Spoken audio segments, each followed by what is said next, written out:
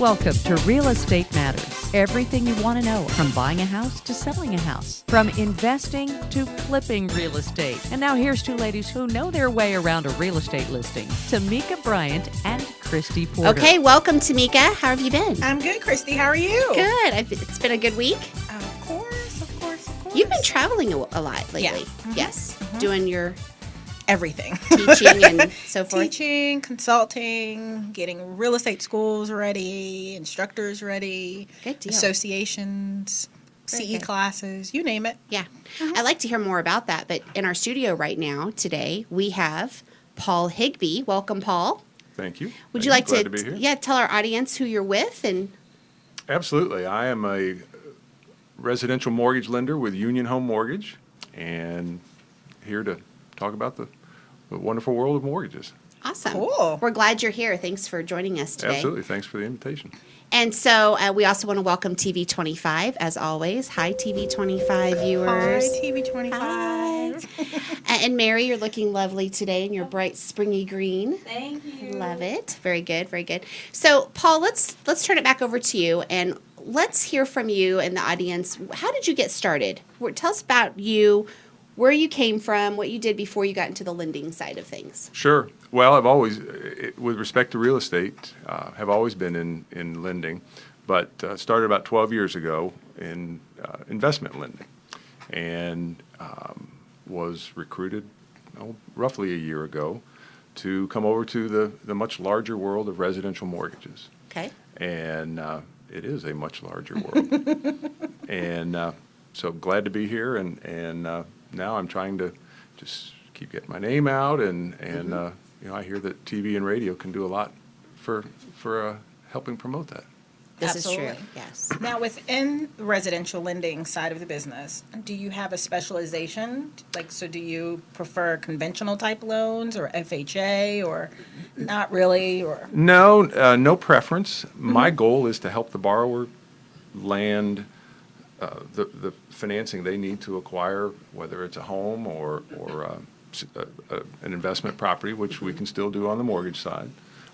It's really to be a solution provider to the home buyer. Okay. So are most home buyers, what are their biggest challenges that you're seeing? I think for most, it's just a lack of understanding. We've had a lot of major changes in the mortgage market recently, and most people don't spend the time, nor should they, to really delve in and understand all those big changes. And so with that comes frequently just some fear, some trepidation. They know things have changed, but they don't know how, they don't know what, and so that's where a mortgage loan officer can really step in and help guide them through the process. It's still a very, very doable process, but things have changed, and it's important to work with somebody who knows what they're doing. Absolutely. So the time frame for a buyer, so if I'm a new buyer getting into the market, I'm sure there's a checkoff list of things I have to bring, including you probably want to see Tax returns. and W-2s and pay stubs and bank statements and 401k statements and copy of driver's license. Got to make sure that you are who you say you are. Sure. And that's really what gets us started. Okay. We're still, despite what is sort of heard in the popular press, it's still a 30 to 35 day time frame, typically, to get a purchase closed. The way the borrower can really help themselves and get that ball rolling early is to get pre-qualified. Okay. So before they even go out house hunting, before they even go out shopping, before they even pick their realtor many times, they can get pre-qualified. I know most realtors won't even show houses. That's right. They shouldn't be. Let's put it that way. Correct. There are some that do. Hey, I get a phone call from you, and you want to go look at this house? Sure.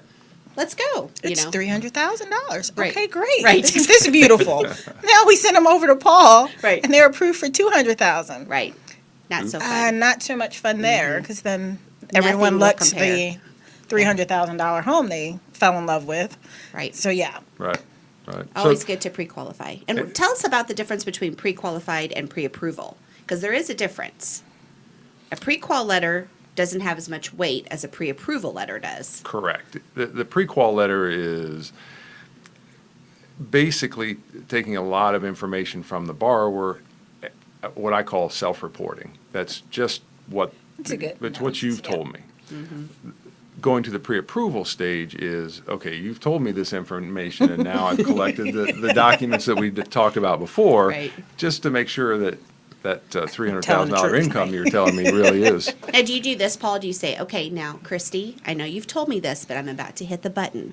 So do you want to change any answers? Do you do that at all? You have one chance. That's to right. back This is it. Because once I hit the enter button, Christy, you can revise. I try and make it a little softer than that. Okay. Right. I just tell them, of course, I have to verify all the information. Did you hear, what? Verify? What? I really don't make $500 million a year. Do you hear that ever? Well, it's usually when they say that per month, that's when I really start.